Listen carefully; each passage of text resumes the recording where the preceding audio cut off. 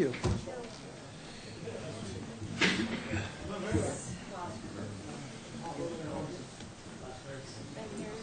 Turn on your mics, guys, please.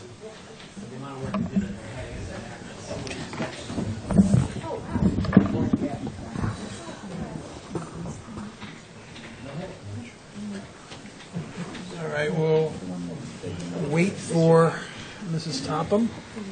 We'll be right back. Okay.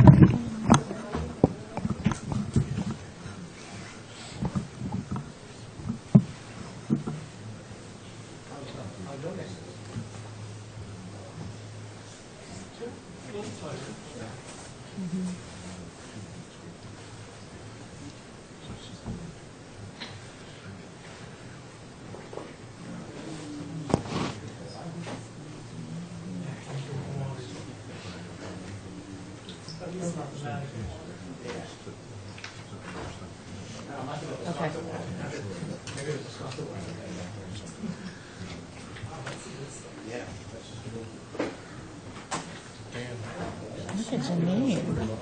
The what? Today's emails on the revolving. 2 for 1 today, huh? 3 for 1. 3 for 1, I know, I forgot. Or actually 4 for 1. It's a family matter.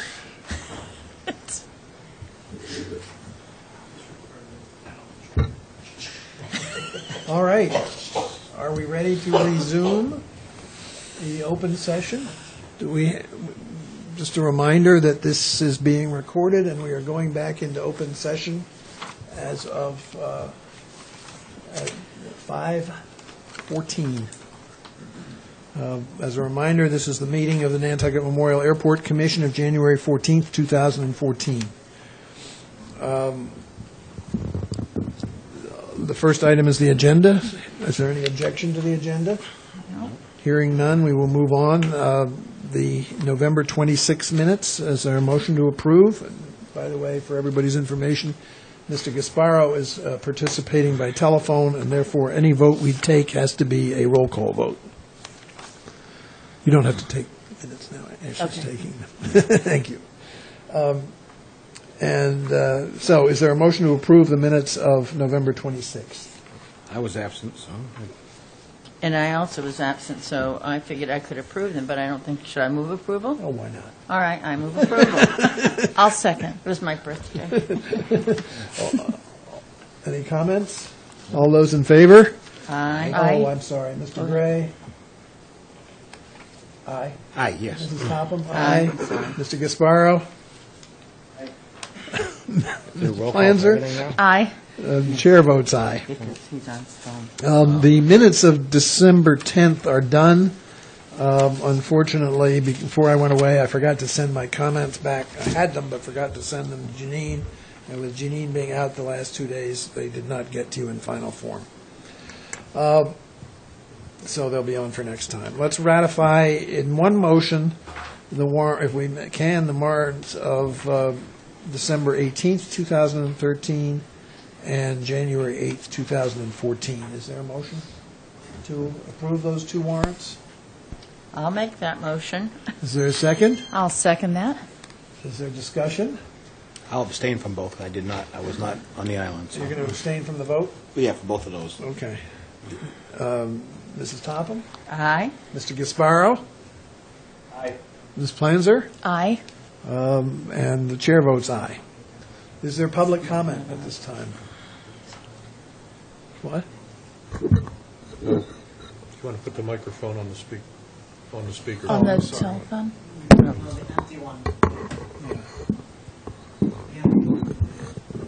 All right, got it, right here. All right, you're going to have to speak up a little bit, Arthur.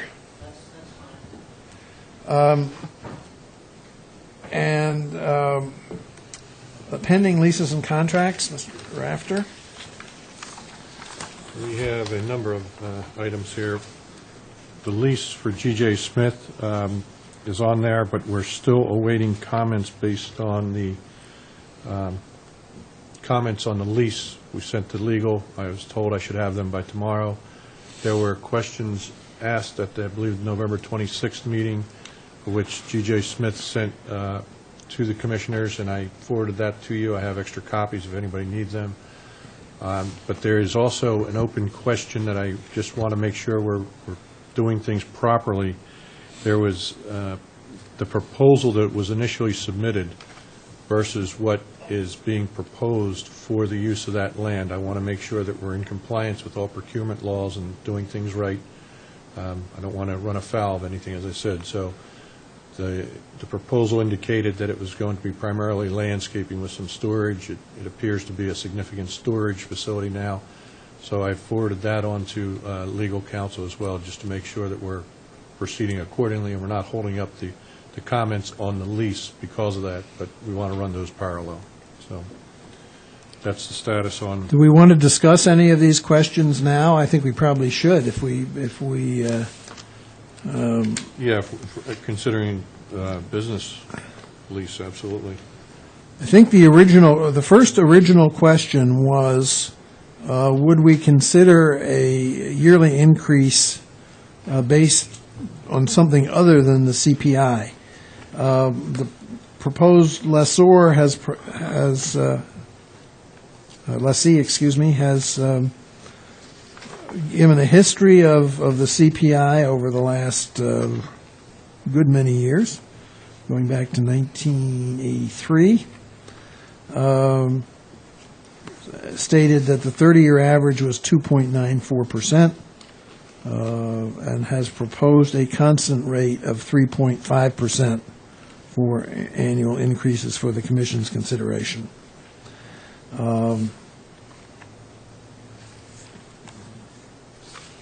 May I interrupt and get a copy of that, please? I'm sorry. My printer was not working.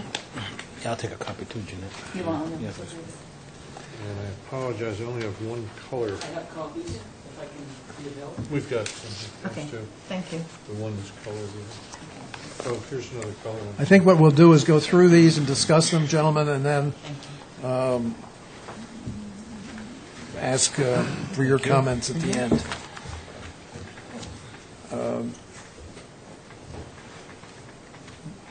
One of the issues, obviously, is that in every other lease we have, it has a CPI. And one of the things we've been doing on the advice of council is trying to standardize our leases. So, Mr. Rafter, am I correct that you have addressed this issue with town council? Well, I forwarded this on to town council, all these responses. I think it's a fair offer, but again, we want to make sure we're consistent and apply it consistently. So I need to get their opinion on whether or not this is even a viable alternative for us to consider.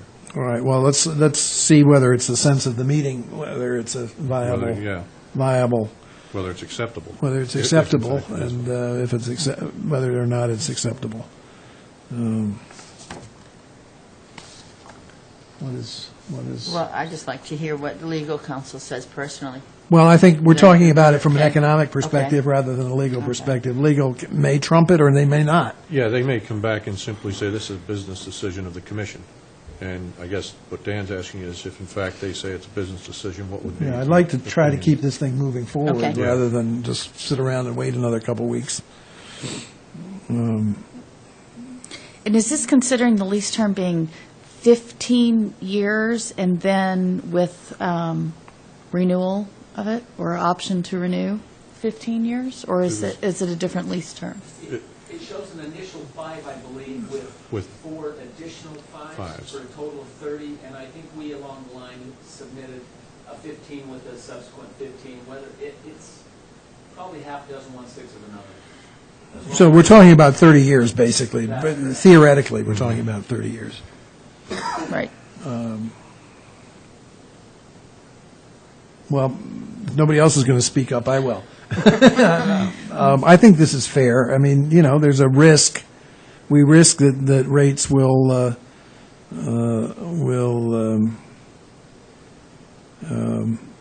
go up, and CPI will go up, and inflation will go up, and certainly it did for one period, but it's only a fairly brief period from 1988 to 1992 in that 30-year span.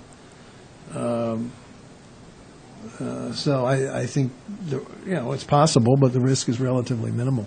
What I might ask to do is to have if it's a 15 and 15 lease, have an opportunity to renegotiate that at the end of the first 15-year term. That's where I was going. That makes sense.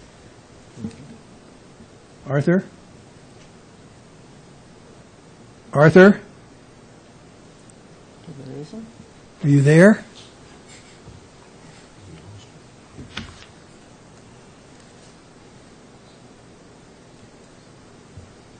Oh, he's looking he's looking at us on TV, but something's gone haywire here.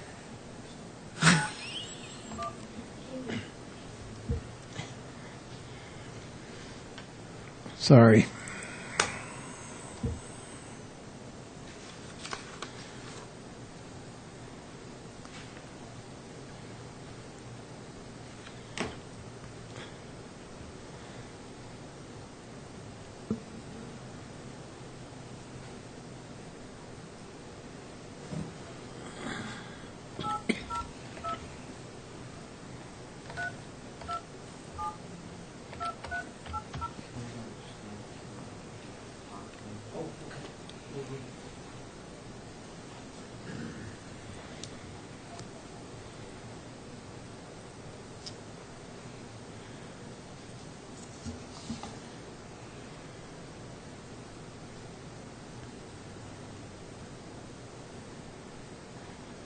It's not ringing.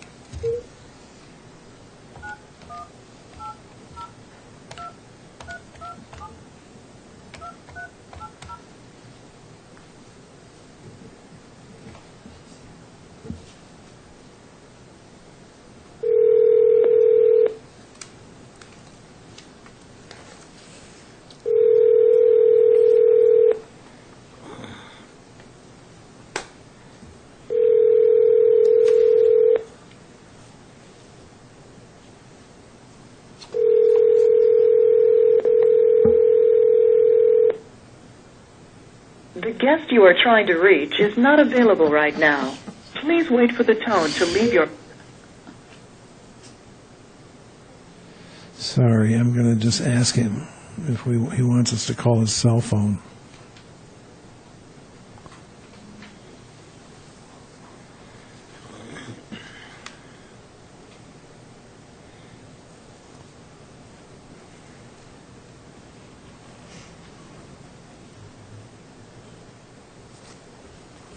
All right, let's keep going. I'm not going to take votes on these because I think, we'll ultimately have to vote on the proposal.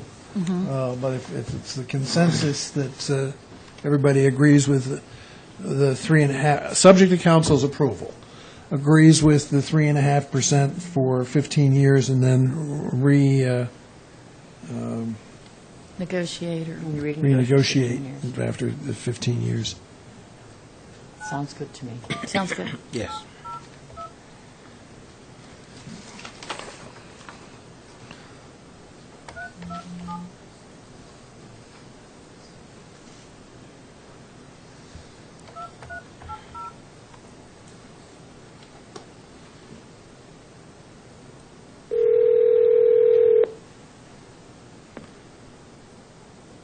Hello. All right, we'll keep going. We just had a consensus that we would be agreeable to the 3.5% flat rate for 15 years and then renegotiate at the end of 15 years.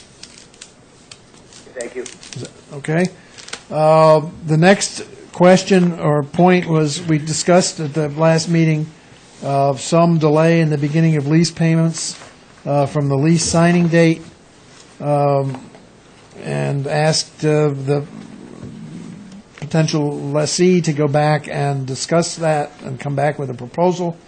They have specifically now proposed the delay of lease payments 6 months from the lease signing date. And the reason they give is this will allow us time to install water and power. We feel this to be equitable in the grounds and that the ground is not usable to anyone until fire protection is available to the site.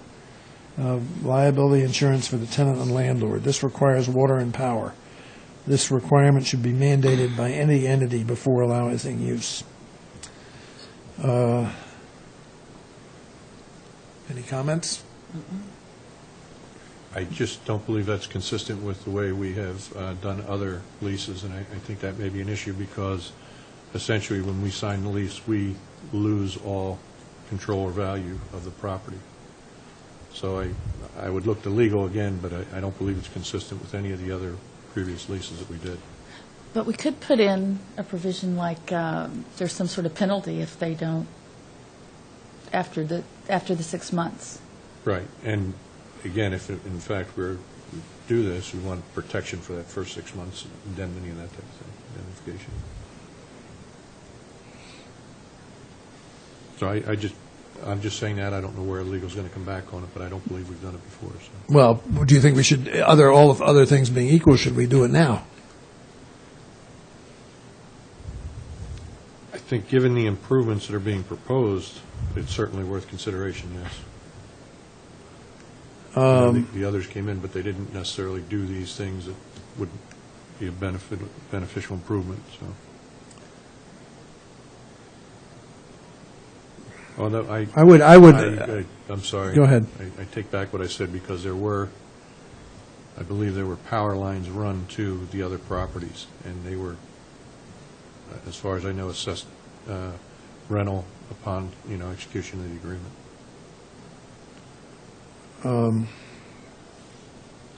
All right. Anybody have an opinion?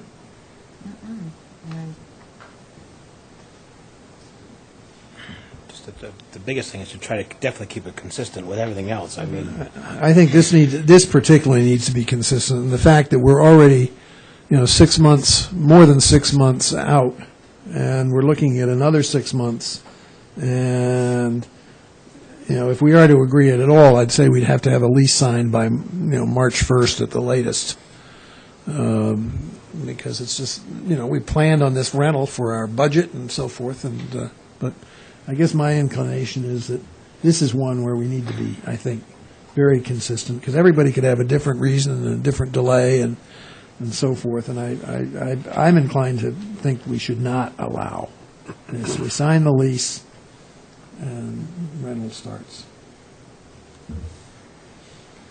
It's up to, if they were using it for landscaping storage, which was the original proposal, there wouldn't be any reason to suggest this. yeah, we'd be getting rent right off the back. Yeah. That's right.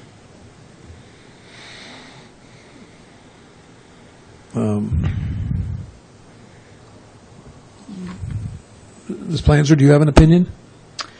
I could go either way on that, actually. I understand that, but then I think also if we gave them some leeway time and then had a penalty so there's not another delay, like they have to start paying on.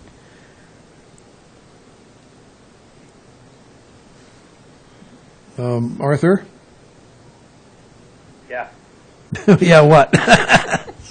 I'm here. I tend to agree that I feel that consistency is important, and we've already, like you say, we've strayed a little bit from the original proposal. So I'm not so sure about the delay in payments.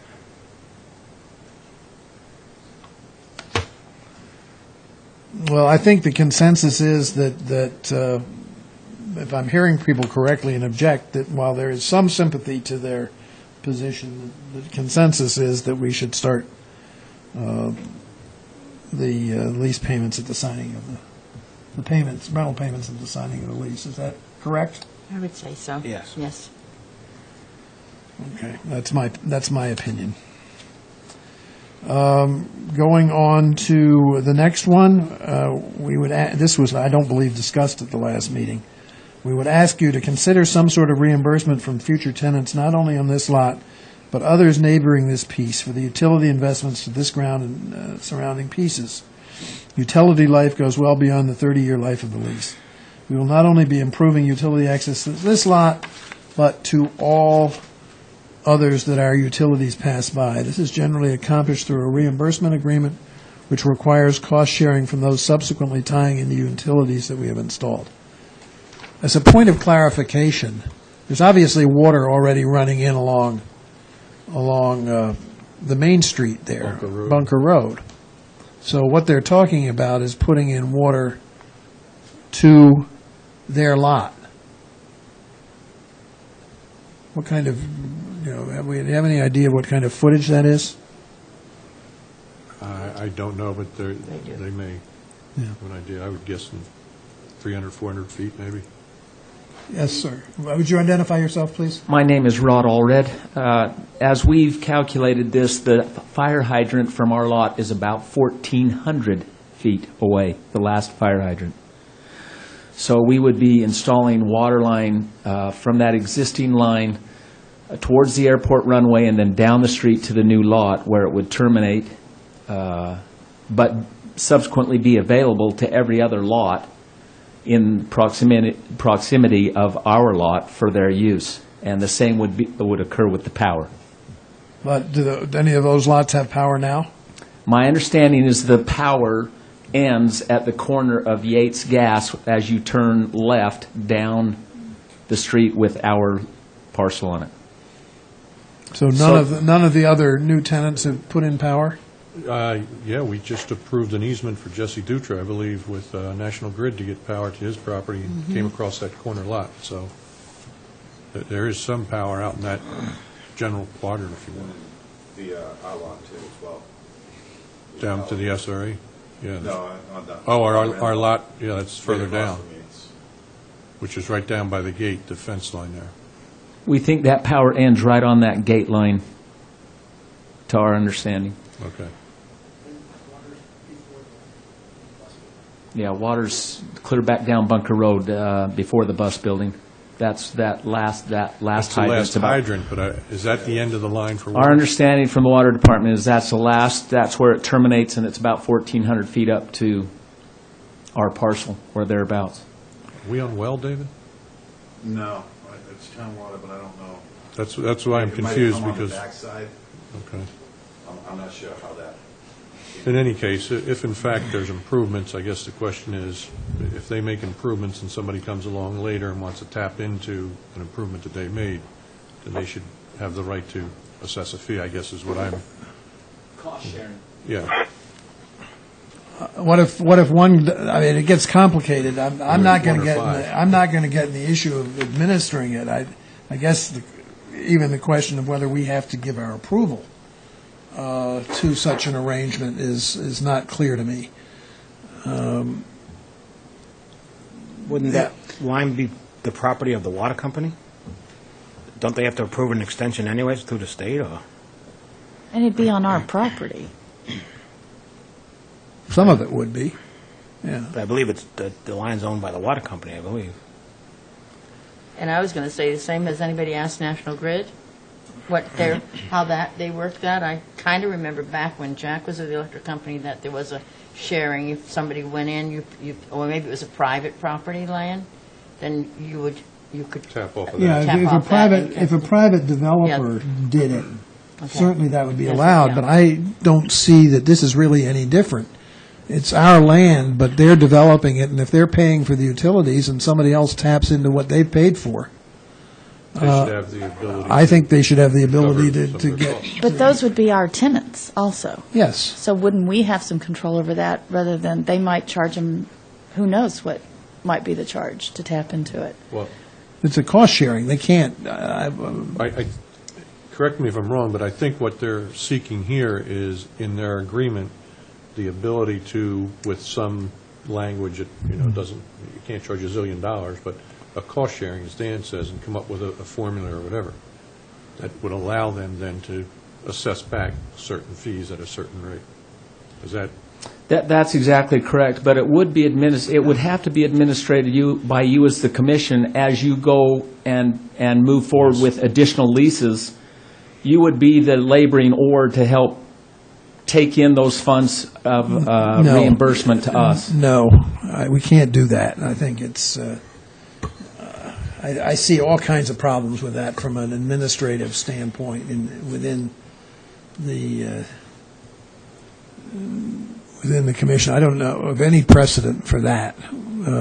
There may be some, but I would think it would be in the lease, or if somebody who wants to tie in, it should say that if they do tie in, they're responsible for coming to an agreement with you on the cost sharing.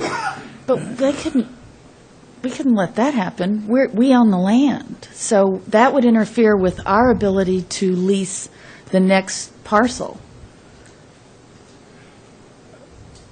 You know, I mean, If, let's say there were, to make it simple, let's say there were two parcels that could tap into any available land. If somebody comes along and leases the second or decides they want to tap in, why shouldn't they pay half the cost? Maybe prorated, I don't know, for a period of time, but let's start with the theory that if somebody else wants to tap in, one other person wants to tap in, and that's the only one who could, that they should pay half the cost. It would only enhance your ability to lease the property. The more utilities that are available to the... Thank you. That would be the point.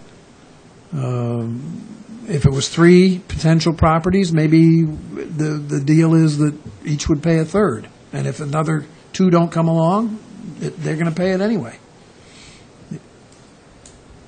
So I guess my only question, Dan, is you start out with 50/50, now you get another one, what's the next rate, now you're up to Well, five. then it has to, again, they're going to have to administer that, but maybe when the first one comes along, it's only a third. And we just say it's equally distributed. It's only a third, and when the second one comes along, they pay a third. But then they have to, If there are three. if there are three, then number three has to pay number two back? No, they pay, number two pays a third to number one. Oh. And then number three pays a third to number one. But you don't know how many divisions there'll be. Well, I think you can pretty well tell how many divisions. But you don't know who's going to go in the next one and if they want it or don't want it. I mean, No, if there they might don't be want it, some if that they don't don't want it. want it, but if they do want it, this would be the deal.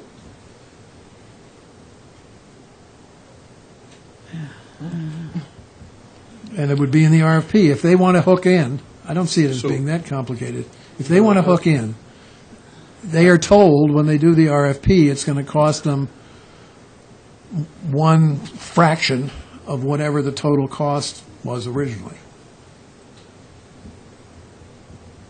I'm just trying to think of the physical location. I don't see anybody new coming on parcel-wise unless they're aeronautical on one side of the street.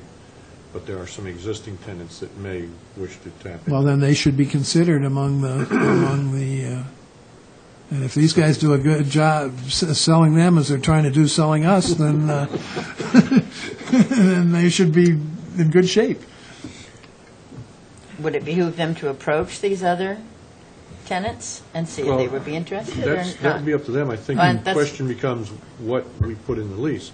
And I Right. guess what we're trying to get a sense of is, one, we'll get from legal whether or not this can be done, and if so, it may be a precedent somewhere where it's done and there's rules and laws of the way it's done.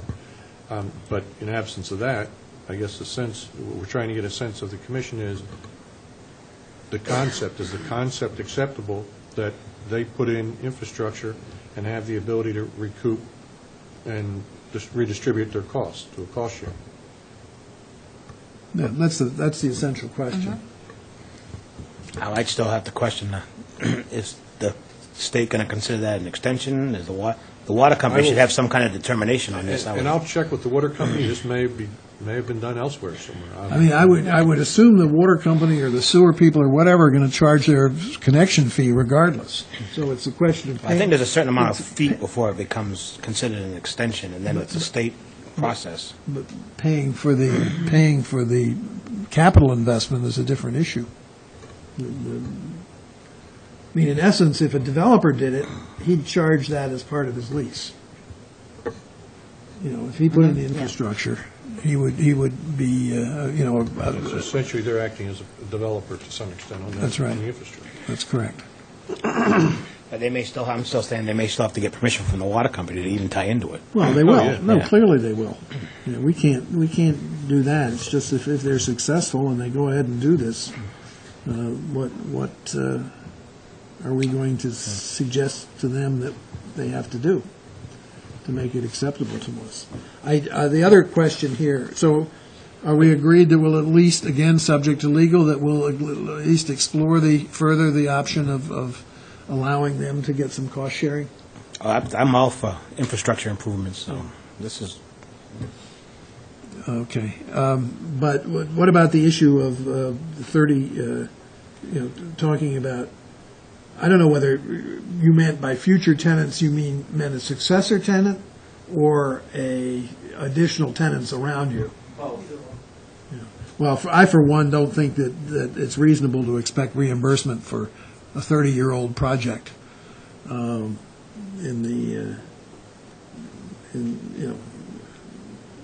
It's some of it may even have to be replaced at that point. So it's 30 years is a long time to expect to have a reimbursement from future tenants of the same property. Anybody disagree with that? Are you planning on putting the electric wires underground? My understanding with the power company is that all those electric new lines are underground, and they are currently underground to the point which we discussed before. And if I can address the 30-year, we would be happy to waive any future reimbursement situation on our piece of ground. We're only looking to share the cost for additional individuals coming along, benefiting from the water and power lines that we install in front of the remaining 5 properties. I think we've agreed that we will consider that. Thank you. The next issue is a section in the lease that state all structural improvements and additions made by the tenant shall be the exclusive property of the landlord. And they request that all above-grade improvements remain in the hands of the tenant within the scope of the lease agreement. Mr.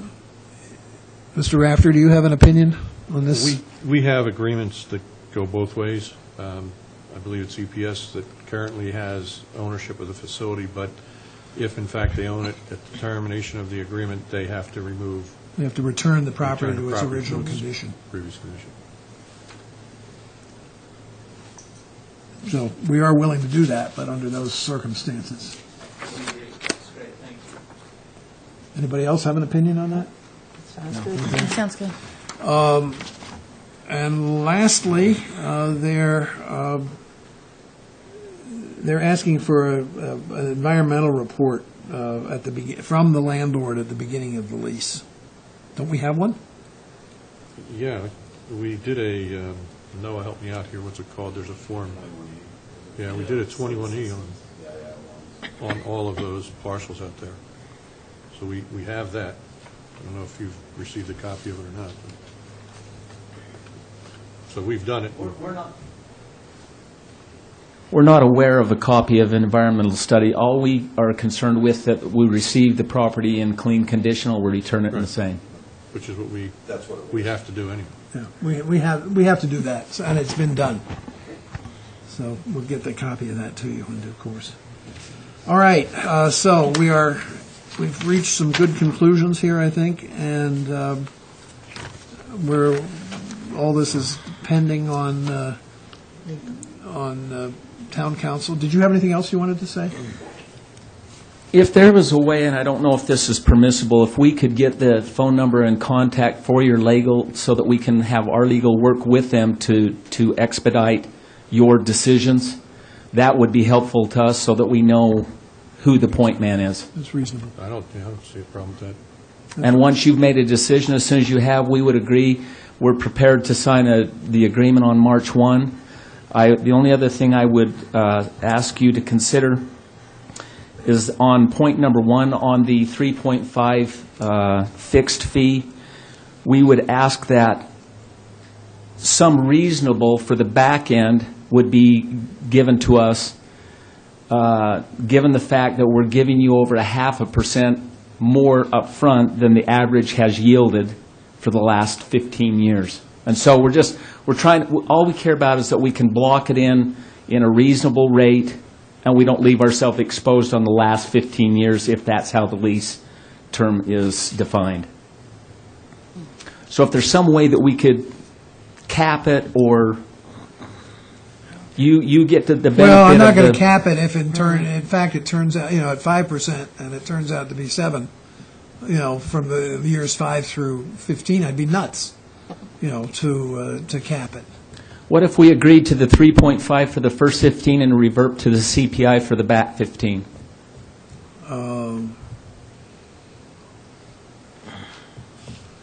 Sounds reasonable. Sounds reasonable to me.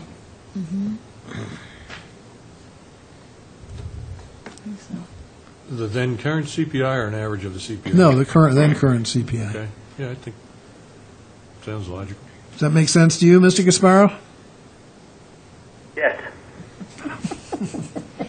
All right. You got to be faster on that mute button. All right.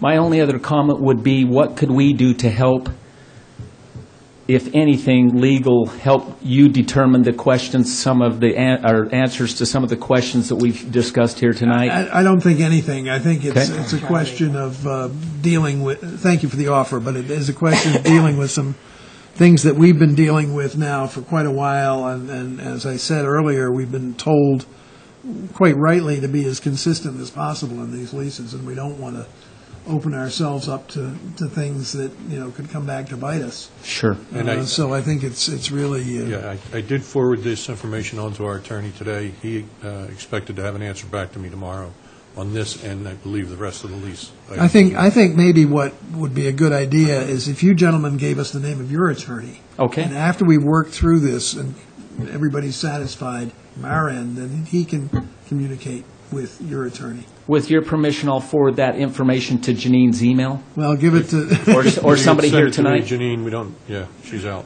Be happy to do that. Thank you so much for your consideration tonight. We Thank appreciate you. it. Mr. Gray? I only have one other concern, maybe it's been discussed or not. What about lighting and issues and stuff like that? Is that all going to be under the control of the airport for the bright lights and the sky and Exterior lighting? exterior lighting at night pointing towards the tower and all that? Has that all been, That's a very good question, David, I don't know. And honestly, we should look at a number of other items, too.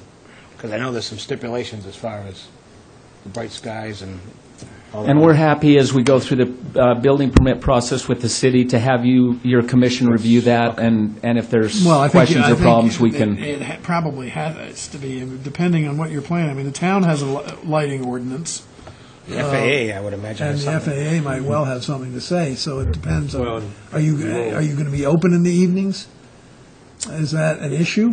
Our belief is that we'll be open 24/7 with access to the tenants through a locked, coded entrance and exit system. So- We've already said they have to meet all FAA requirements. That's correct. city things. That's our understanding. Just the light thing kind of just Yeah. sticks out. Well, There's not many lights at that end of the runway. Yeah, and the fact that we were already getting light complaints from Matacasham for the airport. So that's something, I mean, clearly, all your lights should be pointed downward. Downlighting. And not be too high. Just as. DFA is going to require the lights be shielded. Not a very expensive process, but they'll require them to be shielded away from. Whatever the any- requirement is, we'll obviously comply with that. Yeah. Any other questions we can help? I think we're all set. Thank you. Thank you so much for your time. Thank you. Thank you. All right, Moving on. moving on. The next two items are grant amendments from Mass DOT. The first one is for the runway 624 Harles, and it's simply a date extension to process the final payment for completion of that project. The second one is for the taxiway Juliet project, and you may recall we did some edge line painting on 1533 as part of a change order, and that is to complete that. So sorry I took two at a time there, but they're the next two items, the grant I'm sorry. amendments. There's an error, Tom, on the runway 624 one. About Fred Yeager? Yeah. Yes, I saw. Right. They left Fred in one and put me in You and the other, yeah, I didn't know if you saw that, yeah. Yeah, he did. All right, let's take a vote on those two. The two grant amendment agreements with Mass DOT. Is there a motion to approve? Both of those result in refunds, or not refunds, but they're going to result in payments to Additional us. funding, yes. Additional funding to us. I'll move approval for the two grant, the amendments from the Mass DOT. with that one correction, just on the name, on that one. Is there a second? I'll second. Further discussion? All those in favor, Mr. Gray? Aye. Mrs. Aye. Topham? Mr. Planzer? Aye. Mr. Gasparo? Aye. And the chair votes aye. We have a lease assignment assumption with, from Santander Sovereign Nantucket Bank to Blue Hills Nantucket Bank for the continuation of a lease on an ATM machine location on a month-to-month basis until a new RFP is completed. And why are we doing a new RFP, Mr. The Rafter? previous agreement expired, but with the expiration, it allowed it to continue on a month-to-month until we went through the procurement process to put out another RFP. And Janine's in the process, it's in her list to get the RFP out there. Any discussion? Is there a motion to approve? I'm sorry, by the way, we were awaiting an appraisal before we could issue that other RFP, and I believe we have that coming in shortly. Is there a motion to approve? I'll make that motion. Is there a second? I'll second. Mrs. Topham and Mrs. Planzer. And further discussion? All those in favor? Mr. Gray? Aye. Aye. Mrs. Topham? And Mr. Gasparo? Aye. Ms. Planzer? Aye. And Mr. Drake votes aye.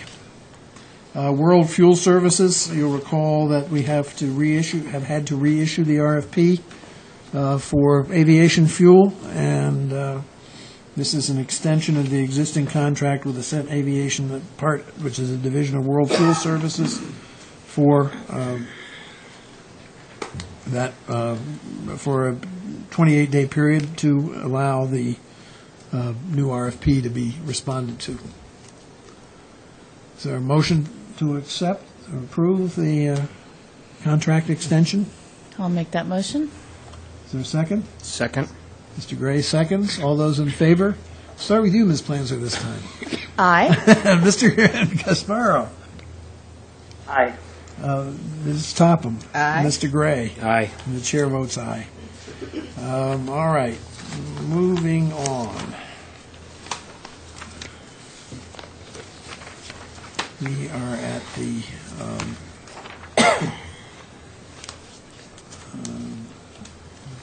pending matters, Mr.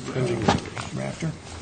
The air traffic control tower, request for qualifications. We have received recently comments back from Steve Berube at the FAA regarding some information on the development of the RFQ.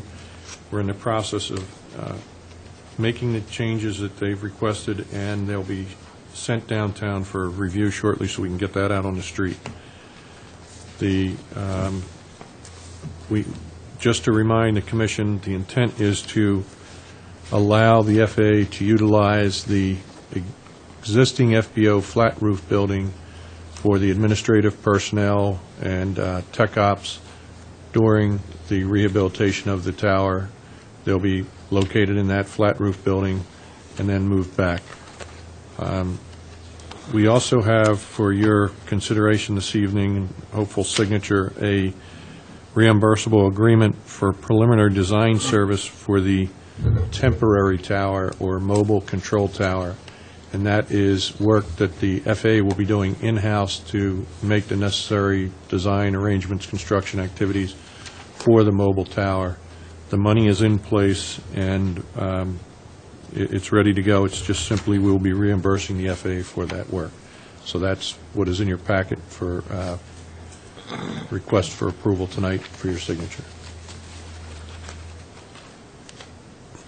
Is there a motion to approve? I'll make that motion. Is there a second? I'll second. Further discussion? All those in favor, Mr. Gray? Aye. Ms. Topham? Aye. Ms. Planzer? Aye. Mr. Gasparo? Aye. And the chair votes aye. Under noise abatement, the report is in your packet. You'll see we had a total of 4 calls, I believe it was. 2 were out of corridor GA. 1 was directed by Tower, to allow for flow, and the other, I think, was being investigated. I don't know what the reasoning for that one was.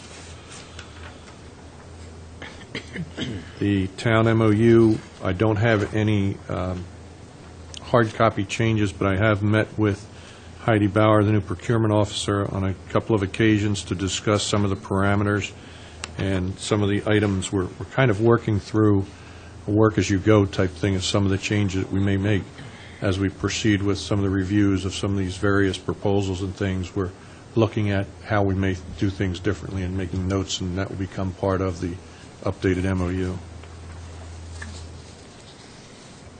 Can we move on? Do you want to move on to Keep going, yeah. finance?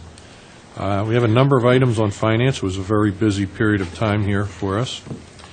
The fuel revolver, I was going to suggest that we have a summit or final meeting, but we've just received today feedback from town council, who received feedback from the DOR, who sent it on to the finance department, that we in fact can continue the way we have been doing it in terms of taking, through town meeting, taking the funds from the revolver and applying it to our operating account.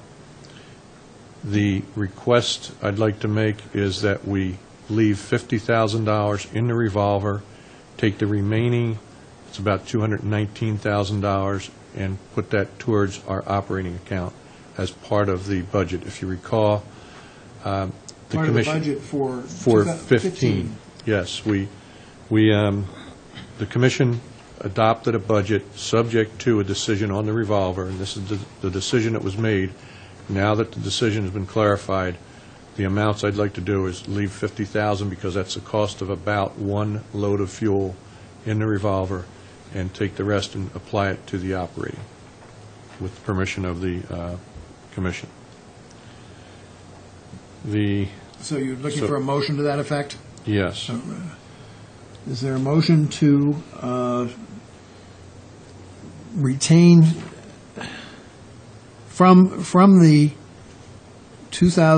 fiscal year 2013 surplus in the fuel revolver, to leave $50,000 in the revolver as seed money, and to transfer the rest to support the 2015 budget? I'll make that motion. Is there a second? Second? Is there discussion? All those in favor? Mr. Gasparo? Aye. Mr. Gray? Aye.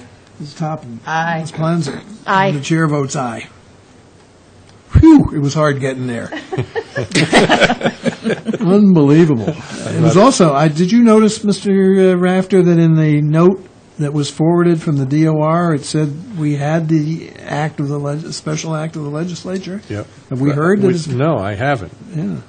And it referred to 1% or something. Well, it referred to it to get it out from under the 1%. Right. Yeah. But it inferred that we were already out, which I have not heard anything Yeah. about. So. We have to. And in follow fact, up on that is one of the articles, again, for town meetings, home rule petition. So next is the audit management letter. We received a draft of that. I'm sorry. Anything in the budget revision? Next is No, the budget revision was the leaving the $50,000 in. That was the item for the budget revision. All right. The management letter, we received a draft. We provided comment back. There was an audit committee meeting today. There are some items that we're going to be working on, and I'll go through one in a minute that will impact the commission a little bit. But I was pleased to hear today that our revenues were in perfect shape and alignment, so that was good news. There's some work to be done on our asset and capital side. The receivables, again, a number of the items, I would say, resulted from a rough start of the year in communication and personnel and changes we had made, and getting in alignment with town finance. So I would say the remainder of the year, there was a significant improvement, and I think you'll see good things coming next year. The good news is the actual is doing well. If I might interrupt you, I made a little bit of a statement at the audit committee meeting. As you know, one in early December, we had some issues that were subsequently dealt with and resolved favorably. And I thought it appropriate to say that these items that are in the audit report, the findings in the audit report for fiscal year 13 are ones which, obviously these issues have been around a long time. And how they got to be is a question of communication, but if we'd had the audit that we were supposed to have from the prior auditors, these would have been raised to the surface a long time ago. So I look at their being mentioned here not as a criticism, but as an opportunity to get this thing really right. And the auditor did say that they were very happy with our procurement process at this point, which was good news. The other thing was I made a comment because it was true that the auditors did not really talk to, they didn't talk to Tom at all, they didn't talk to me, and I guess they talked to Ashley only when they were looking for information.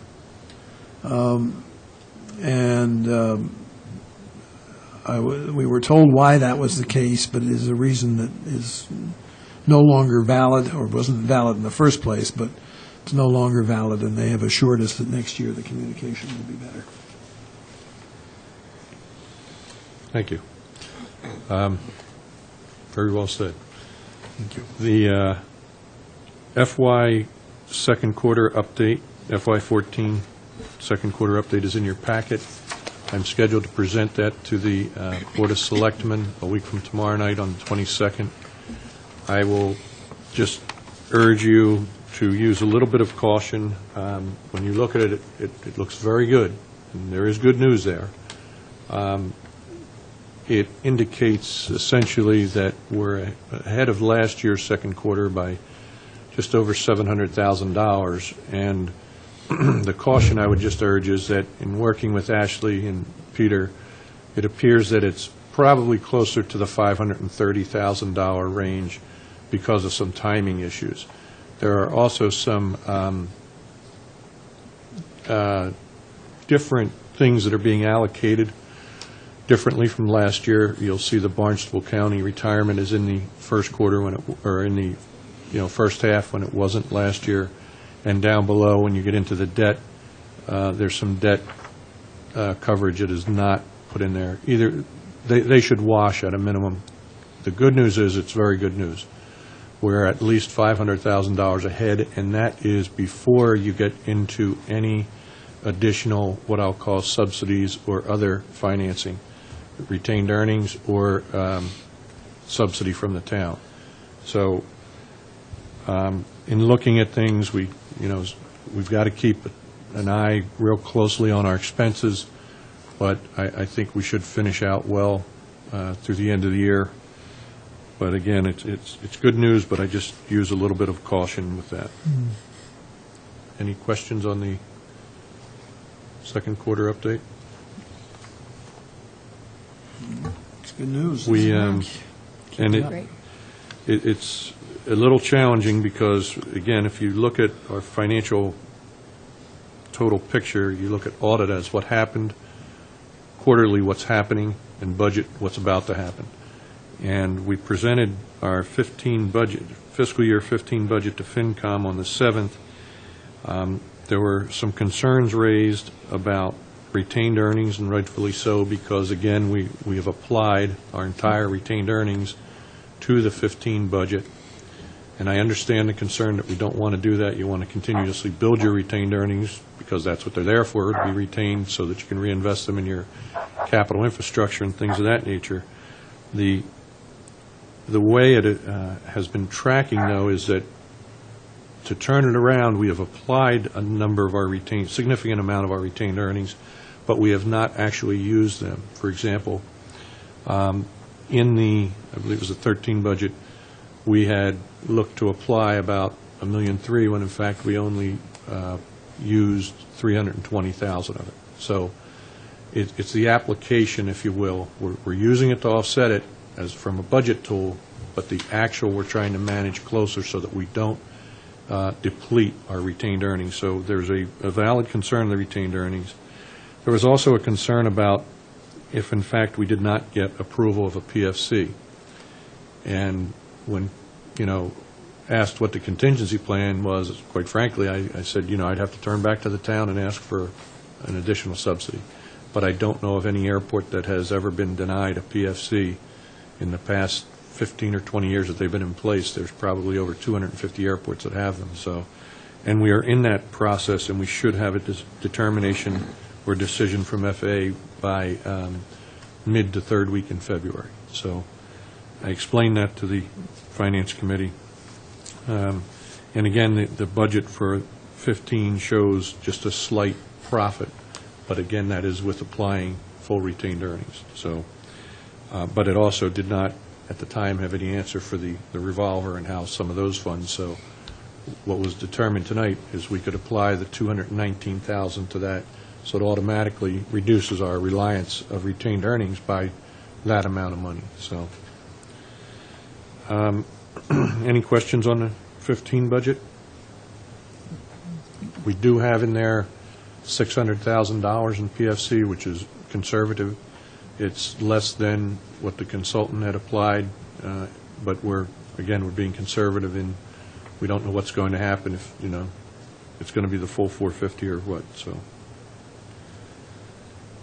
one of the, going back to the audit and some of the comments and recommendations, one of the items that was noted was the approval procedure for the signing of the warrant. And you may have noticed if you signed the warrant recently, there's a table at the bottom that indicates what batches you're signing for, what the dates are, because there were occurrences where a commissioner may have signed and then subsequently another batch was added. So we want everybody to know what they're signing for.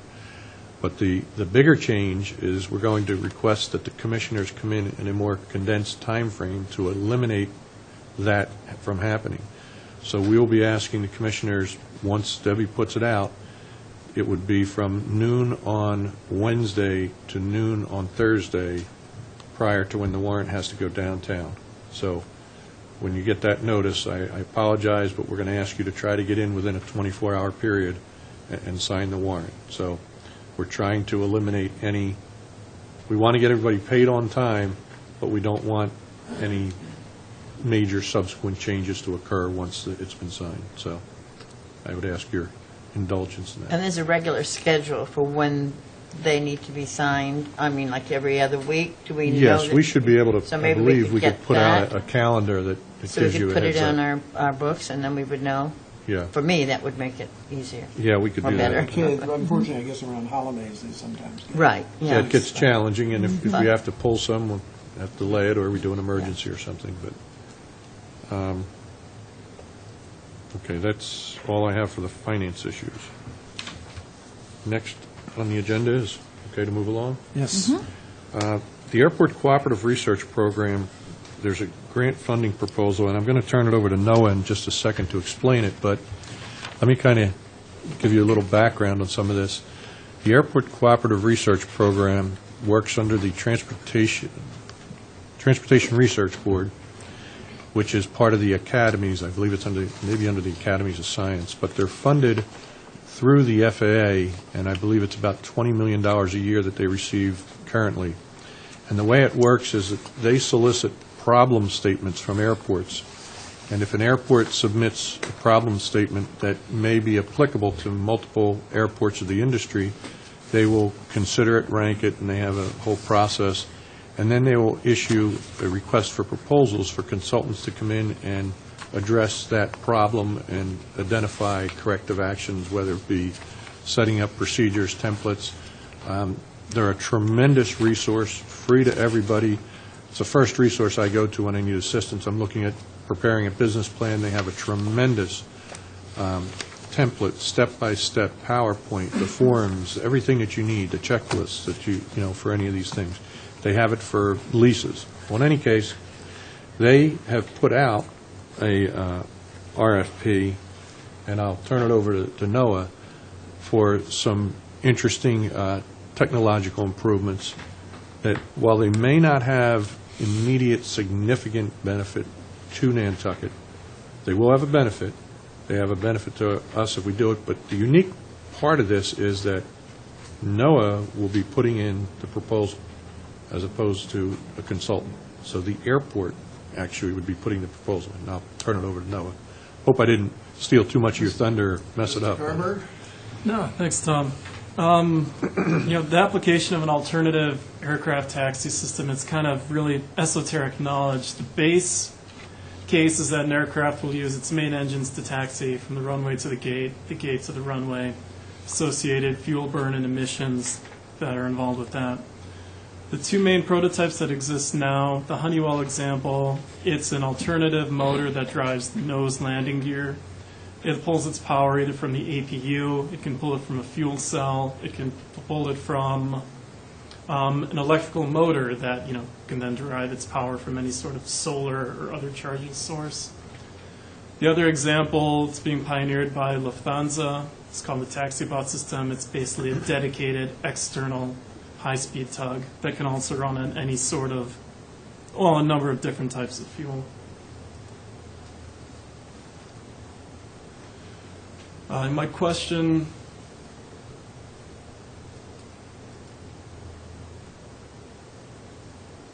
let's try to advance. First, you have to learn how to use that computer. That's a challenge.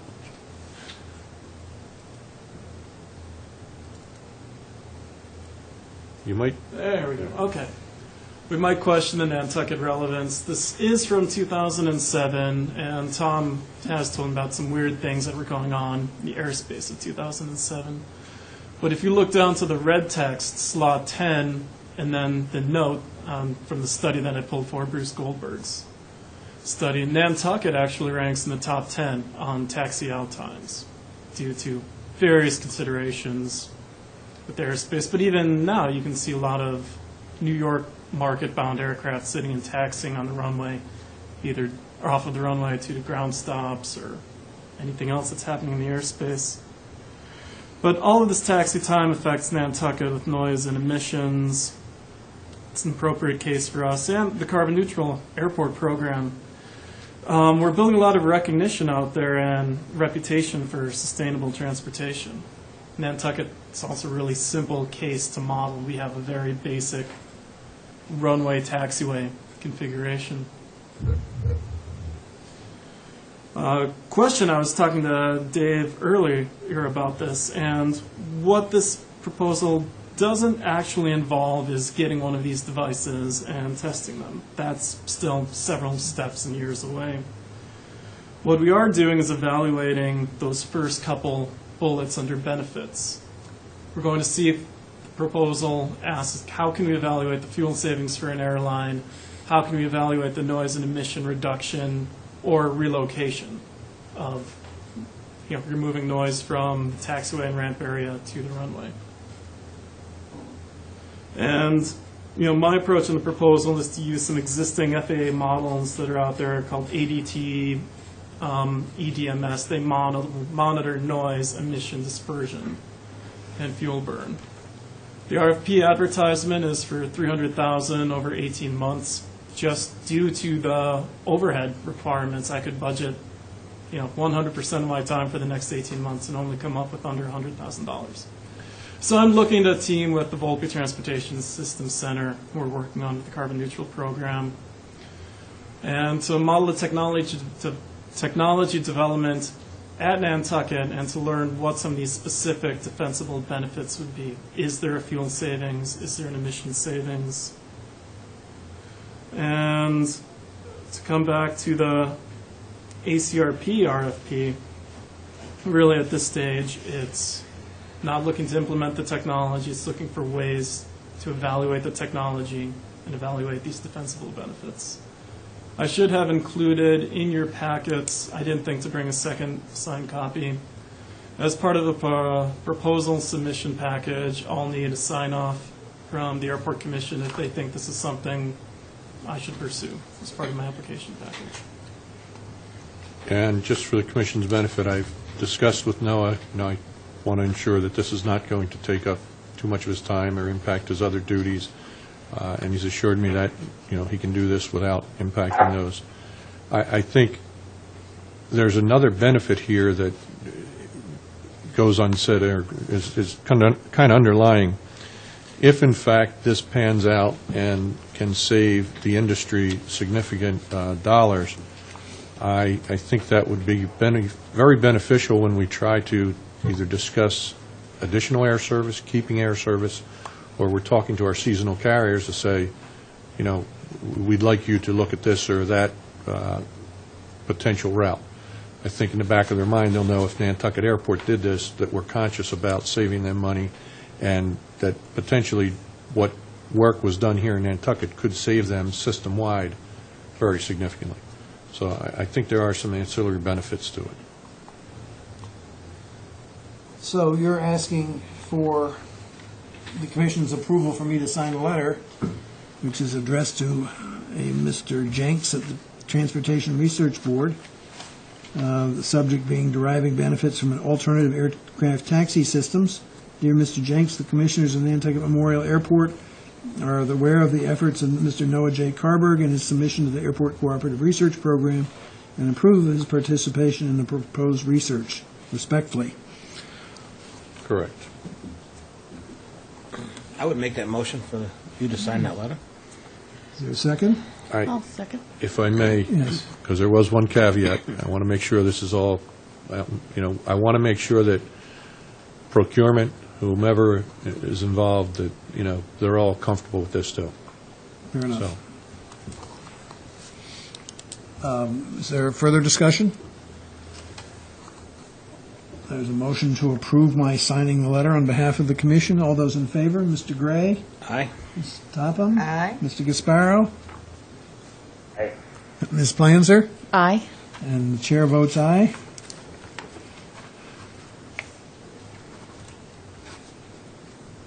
There you go, Mr. Carberg. Thank you very much. Good luck with it. next, we have the master plan and sustainability program update. I had a conference call today and a in-person meeting last week with the consultant. Last week, we went over the general approach that they're taking. Just before Christmas, I had identified and told them that I didn't want them to wait until the last minute and submit all 20-some chapters in draft format. I said I wanted to get it, as it was being drafted so that we could comment and keep the ball rolling. And they subsequently have submitted a, what I'll call a general Chapter 1 draft.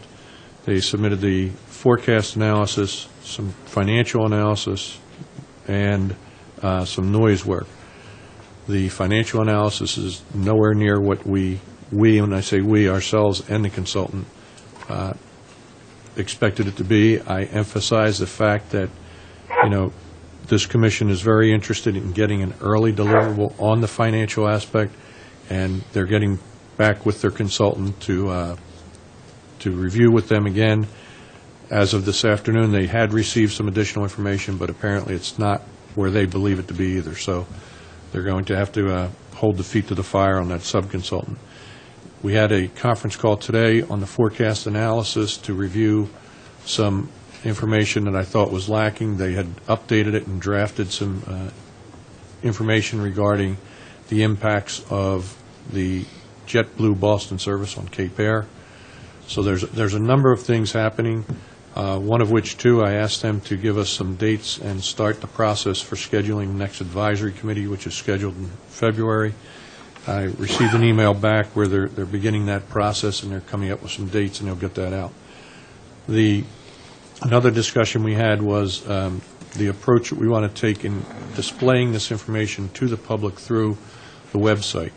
I emphasize that I want it in such a format that when the public has an interest in an area, they can go in, do a quick look at it without having 300 pages thrown in front of them and glossing over. If they want to do a deeper dive, they can click on various links. So I asked them to format it that way, where it's maybe an executive summary for each section, and then links to the detailed aspect of it. So we want to provide all the information, but we don't want to do it in such a manner that it's not easily accessible and doesn't turn people off, so that we can try to provide a broader spectrum of the information to more people. So they're going to be working on that as well. In your packet, you have the minutes from the advisory committee meeting, the comments from the committee, and some discussion you'll see on a mission statement. The mission statement, I think, is pretty concise. There were some suggestions made, but I think it gets into some specific areas that we don't want to necessarily pick and choose. We want to be more broad. And I will say, though, that this is going somewhat hand in glove with another initiative I have for this year, and that is the business plan. I will be presenting that, hopefully, if not the next meeting, the following, an outline draft and where we are with that whole project. But that will also include a mission statement, and it would be the same or dovetail with this existing one. Any questions or comments on the master plan? I'm assuming that what was in red has not been adopted, or is it just on this about the mission statement? Yeah, it's not. The issue there is it's draft because the commission had previously adopted another mission statement. So this one is in draft format, and they want to do some. The red, I think, was the feedback from some of the members of the advisory committee. So they want to circle back at the next meeting and refine that, present it to the commission for final approval. And do you think that'll fly, some of it? Or next? As I said, I think there are some, for example, the comment to add something regarding the noise, that really is covered under the environmental aspect of it. Mm-hmm. So that's why I say I think if we keep it the way it is, it's probably better. We're not saying we're not going to address those, but we want everybody to have the same understanding of what is being said in the existing or the proposed mission statement. I agree, because I think if you put that in, you're kind of making sure that that's one of the things you're definitely going to do, and it's yes, put right out there. Then you open the door to, wildlife and to flora and fauna and all the other environmental aspects. Environmental includes all of that, including noise. So, we could have one that's 3 pages long, but nobody remembers it. So, okay, moving on to the manager's report. Project updates, the passenger facility charge. We've received the user comments. I am supposed to have, hopefully by tomorrow, a draft response back to FAA. I think we went over the user comments before. The primary concern is the percentage of the base ticket tax that it would reflect because of the short-haul market between here and Hyannis. So we're going to submit to the FAA and see what their response is. The Runway 6 PAPI, or Precision Approach Path Indicator installation, has been completed. The reels and PAPIs for Runway 1533 is still open. The carbon neutral program, we have proposals due in this Friday from the energy service companies, or ESCOs. And I think, again, congratulate NOAA. He's done a tremendous job. Both companies have been out. They've toured just about every building probably in the airport. They probably know more nooks and crannies than I do. So I think we're going to get some decent proposals. Control tower, as I mentioned before, we're working on finalizing the RFQ, getting that out on the street. Other RFP updates, the engineering, we received proposals. We're in the process of reviewing those. The fuel proposals are due January 24th. On the operations side, just a note, some of the ATM articles, annual town meeting articles that are airport related. We have the operating budget, the capital expenses, the budget transfers, fuel revolver, rescinding a number of borrowing authorities, collective bargaining, and the home rule petition to remove the cap on the revolver. Well, that's unnecessary now if the legislation in fact is passed. If it has passed, yeah, but again, I don't know what the source of that is. But And just some other updates, the accounting offices and administrative offices are now in the new building. We're operating out of the new facility. The FBO is due to move over early February. We are going through some challenges with our phones and things, so I appreciate everybody's patience, and especially with Janine being out, because she's actually kind of like the phone administrator, too. So we're working through that. We were contacted recently from Mass DOT about some potential funding they may have for some equipment. So we're our consultant, Steve Fletcher, is preparing the grant applications for 5 or 6 pieces of equipment that they told us submit everything and put it in priority, and they'll fund whatever they can. So the caveat there was that the equipment had to be on site by June 30th, and I had a concern regarding our borrowing. And I've been in contact with Deb Weiner, the treasurer, who has assured me that we can do the majority of the procurement up until the borrowing, and the borrowing has to take place by June 7th, so there should not be an issue of getting the equipment and meeting that, because in theory it could be several $100,000 that we may potentially receive from the state. But we'll still have to borrow the money. We would, yes, we have to borrow the remainder, but this would supplement or offset some of it.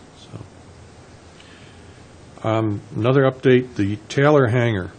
There has been quite a bit of correspondence between our attorney and the Taylor estate attorney, and I just received a proposed assignment, a change to the assignment that Rick Holland has prepared, and I apologize, I just got it, and again, with some of our administrative support not being far. I don't know that that's in your packet, but I'd like to ask the commission to look at this, consider it. What it essentially boils down to is that the Taylor hangar is currently owned by 2 different entities. One half of it is Mrs. Taylor, who was left 50% of the hangar as part of Mr. Taylor's will. The other half is a trust that the trustees are Mrs. Taylor and a Mr. Solomon.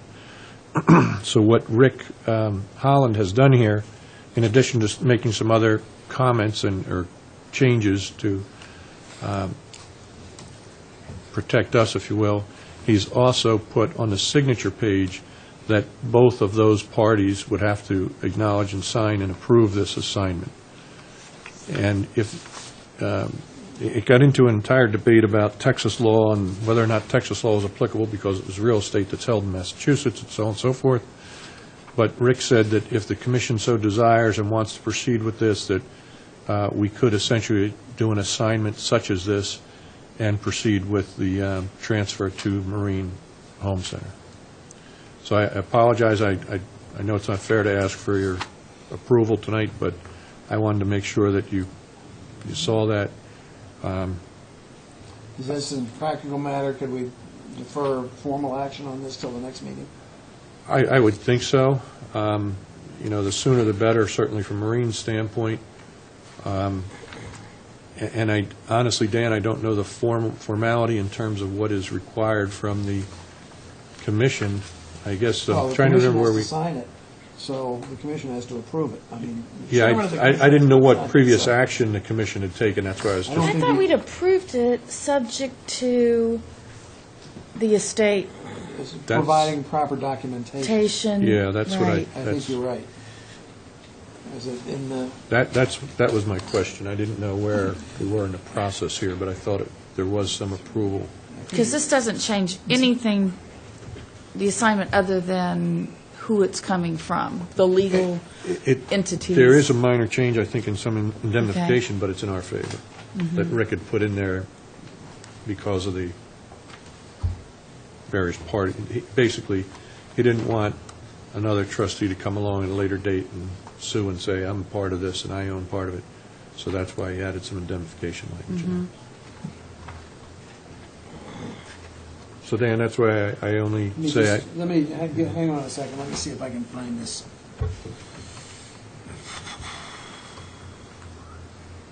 And is the clarification more in this dark heavy bold print, or where is? No, what those are are you saying? definitions and it's so the- forth. I know, what are you talking about that Rick made it more airtight, we'll say? Let me see something The underlying stuff. maybe? here. Underlined is what, Underlined and in line on the side, I think. Okay. page 2,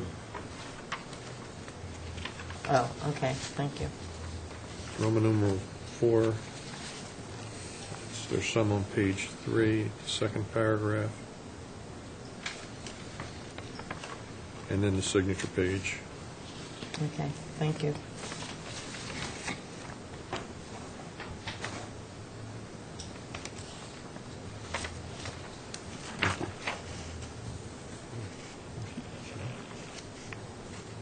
Scary.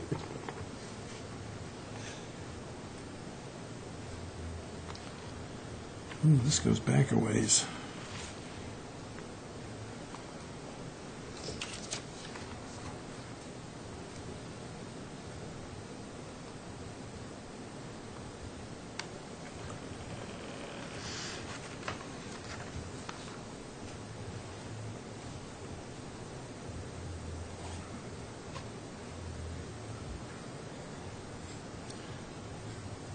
Mr. Holland. This is at the October 30th meeting. Mr. Gasparo made a motion to approve the assignment and assumption from Mrs. Taylor to marine lumber operator, pending receiving proof of transfer of title of ownership from the estate of Thomas M. Taylor to Linda R. Taylor. Well, I assume we've gotten that. Second by Ms. Topham and passed unanimously. So I think you're good to go. Okay. Again, Mr. Holland, I think, just wanted to make sure that the commission was okay with the approach that we're taking. Well, why don't we take it, anybody has any comments, they can get back to you. Okay? All right? And then once we do, he'll send that for their signature, and then we'll bring it back to the commission for I signature. think this is your copy I have. So.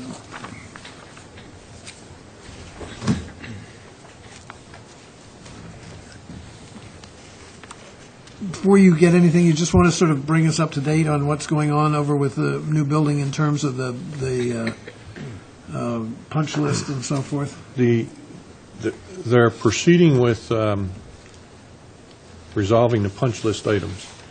I'm trying to think of one of the more recent ones. Well, the lighting sensors, they had the electrician in, I believe it was last Friday, and he came in and spent all day and part of the night adjusting the sensors, and they seem to be working very well. I asked today that we just received training and manuals on how we can adjust that in the future. But essentially, it works the way my understanding is it should. It's all dark until you walk in, and then the lights come on. The interesting part is that these sensors are not, as the electrician explained to me, they're not necessarily motion detector, they're sound and heat detector, and that's what sets them off. So they're very high-end, but they seem to be working very well. Other items, they're going through the punch list. There was a 45-day deadline, though, and I've asked Bill McGuire to tell us when that is. I couldn't find in my files, and again, it's just a matter of my organizational skills, but Rick Holland was looking, and he couldn't find in his the letter that was transmitted that said you have 45 days. We know it went out. We all, I'm sure it's there, but I've asked Bill to get back to us when that is. That should be expiring shortly. What we expect as a next step is that a final request for payment will be made, and that will then trigger some of the other items that, we will continue to take out the liquidated damages and so on, but then we'll also have to look at the update on the monetized punch list, deduct whatever from there, and withhold whatever may still be outstanding. So the good news is that they are making a very diligent effort in resolving a number of the punch list items. We had a slight challenge with the heater, and they did get on the horn, and they got it resolved. So the building's operating pretty well right now, except for the phone system, but that's our own issue. So. All right, thank you. Okay, we talked about. Next, we just have the statistics.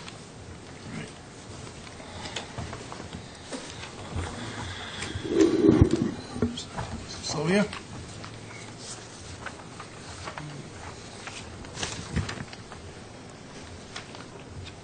Monthly operations for the month of November 2013 was $7,532 as compared to last year's $8,264.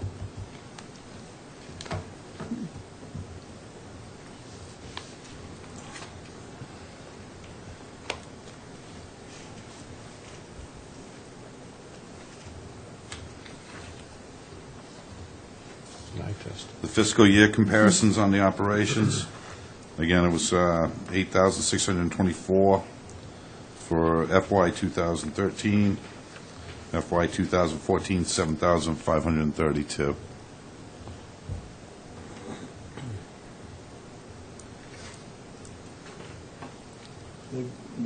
How do we have figures for 2014 in July, August, September, and October? That's FY '14. Okay, all right, Correct, thank you. right? Well, I guess Ashley did answer that question today, but it's just confusing to me. What else is news? And here's the monthly FY comparisons for the total number of operations and the percent changes. If I could just jump in here, Dave, you'll see the operations and, well, go ahead, we'll do employments and I'll explain where I'm going with the master plan. Why are the monthly operations not filled in on this chart for December? For December? December. This They're is on here. November's. This is November's, Oh, I see. and you'll have December at the next meeting. Right, okay. Typically, we wouldn't present these until Gotcha. the second meeting. This is a month late. So I'm sorry, I was looking at these differences and my head was spinning, but it wasn't quite as bad as it looks.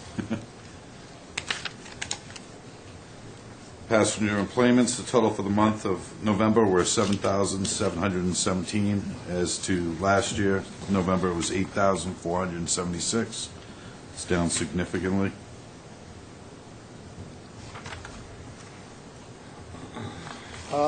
Can we, after we report December, can we change to fiscal year reporting? Sure, So- everything fiscal year, yeah. So we start with July,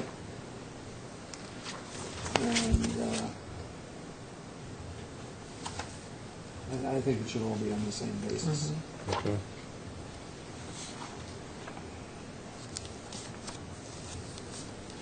And again, I know we've been working toward this, we're going to hopefully consolidate, put the noise statistics on here as well as some fuel statistics, finance. Todd, did you want to jump in now? We're on the employments, or? Yeah, you see that the employment and the operations are down. And one of the discussions I had with our master plan consultants was that where they do an analysis in the forecast and air service, I asked that they summarize briefly at the end of the chapter what the key points are that we should be monitoring. What are the critical set points or criteria? So that, for example, when we're looking at employments, what is it that we should be looking at that we need to closely monitor? This, right now I start saying employments are down, that's not good. They're down significantly for the month. Year to date, not too terribly bad. But, what are those items and factors that we have to look at and say, when do we start taking corrective action? So, I think one of the things, though, we have to think about for November is the fact that Thanksgiving was really late. And so you didn't probably, it'll be interesting, we'll see, you get the bump up for the beginning of the stroll week. That- okay. And I'm looking to Ashley because Ashley prepares a report for each, I'll call special event, Thanksgiving, stroll, daffodil, that will tell us whether it was weather-related to and see, so what those impacts are. But I'm just talking about a calendar impact here. Right. Because, instead of having November go on into the next week, it ended that Saturday after Thanksgiving. So we have to see what December comes in with stroll. yeah, you really have to look at the two of them together. That's why I say I don't get too worried now because the year-to-date's still down slightly, but I mean, that's essentially, I guess you have that potentially that same thing with Labor Day. But Overlap. otherwise, the events wouldn't be affected, but in Well- this instance, they might. You have it with Fourth of July if it falls on a weekend or a weekday, too, so. Yeah, that's true. I know the steamship used to post their numbers. We do, I get them every month. Does the Highline do the same? No. We don't. I guess the town gets the Highline numbers because of the tax, the head tax on the They ferry. do, but I haven't seen them recently, I'll tell you that. I haven't seen any Highline numbers. Just curious. I just got, and I'll send you the steamship UN number. Okay.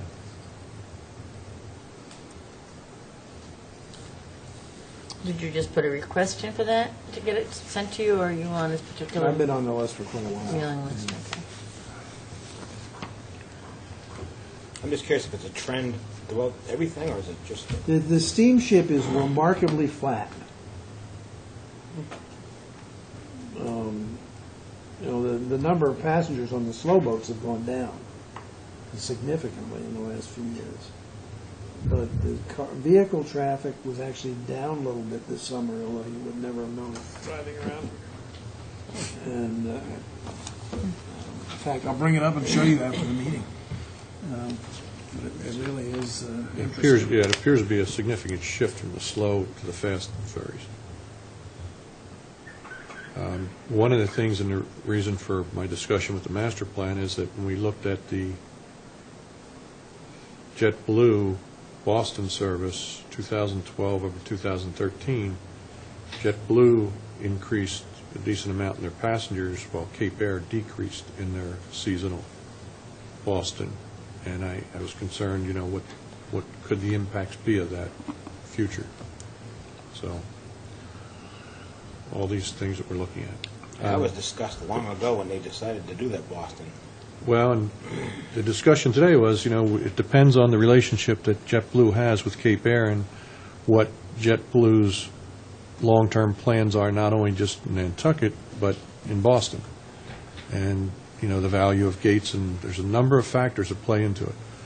So I will say one of the good things that came out of the discussion today, prior to the call, we were all wondering what, if any, impact may occur with the American US Air merger, because there was a thought that they may, reduce service to some of the smaller cities, including ourselves.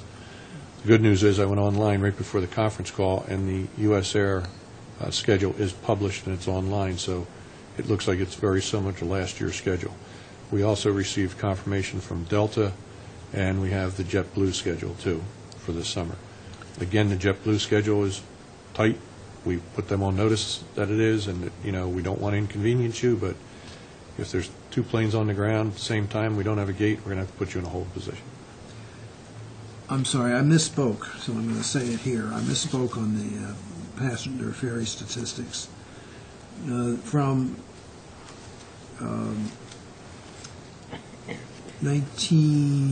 2012 to 2013, the slow boat was down 2.1%, and the fast boat was up 11.5%, or 30,000 people. This is just the steamship. Who would I speak to about looking at an aggregate of everybody coming and going? Could anybody put that together between our statistics, the ferries? We could do it if we had the Highline numbers. Someone's got to have those numbers, someone. Okay. Chamber of Commerce, maybe? But, the Highline, the steamship is bringing over 296,000 people on the fast ferry. I just looked for a volunteer, and I think I got the right one. No, I have pulled some of the Highline numbers. I talked to one of the scutters directly. They were kind enough to provide that, but I think generally the Highline does not provide They don't publish. anything more than information on request that they feel like providing. Yeah, they don't have to. They're a private company. I will say, too, NOAA is a bit of a data miner. I don't say junkie, but He's done some very good work recently looking at larger-sized jets that have come into Nantucket and have left here, gone to Hyannis for fuel, and stayed in Hyannis and then come back to Nantucket. And in talking with Noah, some pilots that I know, other folks, our first concern is our price of fuel, price of, services, that type of thing. And the reality is, it appears to be, it's more hotel-driven, hotel rooms, that there's a challenge getting hotel rooms in the peak season. So it's an interesting piece, but we're, again, trying to get to the bottom of exactly how do we retain that business and try to get it back here. Let me go back to this for just a moment. The interesting thing about the steamship, the net increase for the year was 24,000. This is between the high speed and the regular ferry. It was 24,400, or 4.4%. Almost a third of that was in the month of November. 7,300 people more in November than. Was there a weather issue in November? I don't remember any, but anyway, it's I'll send you that. Yeah. In fact, I'll send it right now. And I'm going to... There were 2 major storms. 2 big storms in November? Around Thanksgiving? I can't remember. Yeah, one was, I think, just before. I'll send this to both of you. I'll send it to you too, Noah. Yes. Okay, what else have we got here? Finished? And just the freight for the month of November was 150,133 pounds. Down again. Let's see what it is for the year. Okay. And that's it. Thank you. Any questions? Are there any subcommittee reports? No. Are there any commissioners' comments? Anybody? Mr. Gasparo? No comment.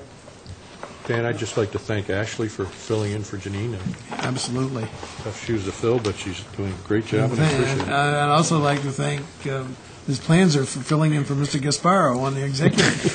So do I want to thank you, because I was going to ask you, but you didn't get here. I had heard I was going to be asked, but I didn't realize.